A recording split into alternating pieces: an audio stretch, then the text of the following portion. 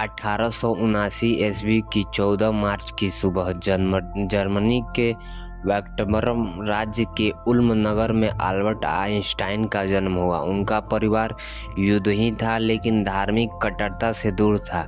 उनके पिता रहमन आइंस्टीन एक साधारण व्यापारी और इंजीनियरिंग से जुड़े कार्यों में रुचि रखने वाले व्यक्ति थे, जबकि माता पॉलिंग आइंस्टाइन संगीत प्रेमी थी और बच्चे पियानो बजाती थी।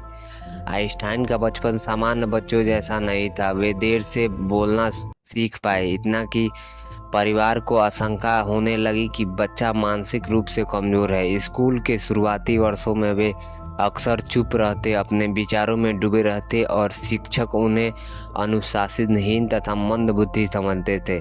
बचपन में एक घटना ने उनके जीवन की दिशा बदल दी। उनके पिता ने उन्हें एक साधारण चुंबकीय कंपास दिखाया। सुई का बिना घूमे हुए अल्बर्ट आइंस्टाइन के भीतर तक हिला दिया। उन्होंने पहली बार महसूस किया कि प्रकृति में कोई अदृश्य शक्ति कार्य कर रही है, जिससे आंखों से नहीं देखा जा सकता लेकिन जिसका प्रभाव वास्तविक है। यही जिज्ञासा आगे चलकर उनके परिवार में वैज्ञानिक जीवन का आधार बनी। स्कूल में आइंस्टाइन का रटन शिक्षा में घृणा थी। वे प्रश्न पूछते थे, तर्क करते थे और प्रतिधिकरण को चुनौती देते थे। जर्मन शिक्षा प्रणाली की कठोर अनुशासकता शैली उन्हें असहनीय लगती थी। कई शिक्षकों ने खुले रूप से कहा कि यह लड़का जीवन में कुछ नहीं कर पाएगा। किशोर अवस्था में ही उन्हें औपचारिक विद्यालय छोड़ दिया, स्विट्जरलैंड चले गए। वहां उन्होंने स्वतंत्र रूप से गणित और भौतिक का अध्ययन किया। गणित में उन्हें इतनी पकड़ गहरी हो गई कि वे जटिल समीकरणों को सहजता से समझने लगे। 1896 में उन्होंने स्विट्जरलैंड के ज्यूरिख स्थित पॉलिटेक्निक संस्था में प्रवेश किया। यहाँ उनका झुकाव प्रयोगशाला से अधिक सैद्धांतिक चिंतन की ओर था। वे प्रोफेसर के खलयन छोड़कर स्वयं अध्ययन करते थे। इसी दौरान उनकी मुलाकात मिलेवा मारिस से हुई, जो आगे चलकर उनकी पत्नी बनी। पढ़ाई पूरी करने के बाद आइंस्टाइन को किसी विश्वविद्यालय में नौकरी नहीं मिली।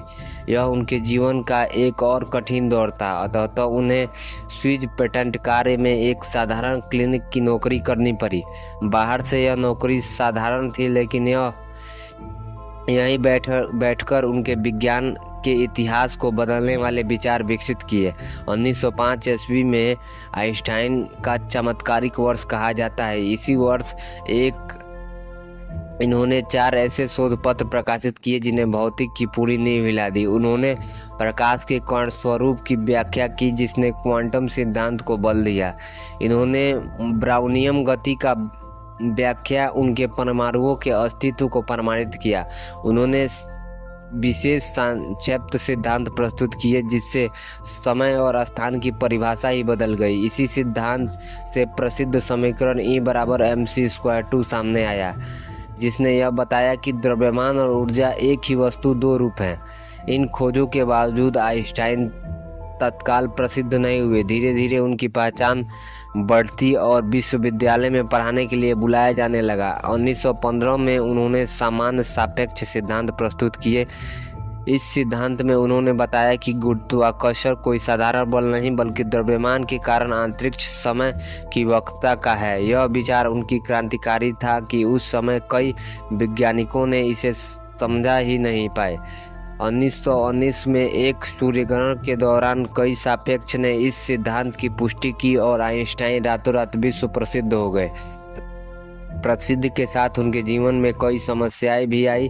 प्रथम विश्व युद्ध के दौरान उन्होंने जर्मन राष्ट्रवाद और युद्ध का खुला विरोध किया। वे शांति के समर्थक थे और मानते थे कि विज्ञान का प्रयोग मानवता के विनाश के लिए नहीं होना चाहिए। निजी शासन के बाद उदय एक युद्धवी वैज्ञानिक होने के कारण उनका जर्मनी में रहना असंभव हो गया।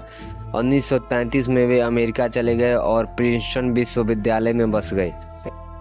हालांकि वे शांतिवादी थे, लेकिन द्वितीय विश्व युद्ध के दौरान उन्होंने एक पत्र पर हस्ताक्षर किए जिसमें परमाणु बम की संभावनाओं के बारे में चेतावनी दी गई थी। यह निर्णय उनके जीवन भर कटोकचा रहा। हिरोशिमा और नागासाकी की त्रयोदशी के बाद उन्हें खुले रूप से कहा गया कि यदि तुम्हें परिणाम का अनुभव होता तो तुम वे ऐसा कभी नहीं करते। इसके बाद उनका जीवन शांति, शैविक सहयोग और नैतिक विज्ञान के पक्ष में संघर्ष में बीता।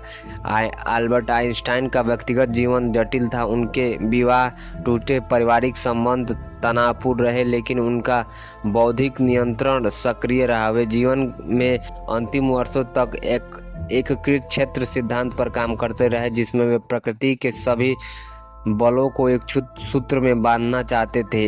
यह सपना जीवन में पूरा नहीं हो सका।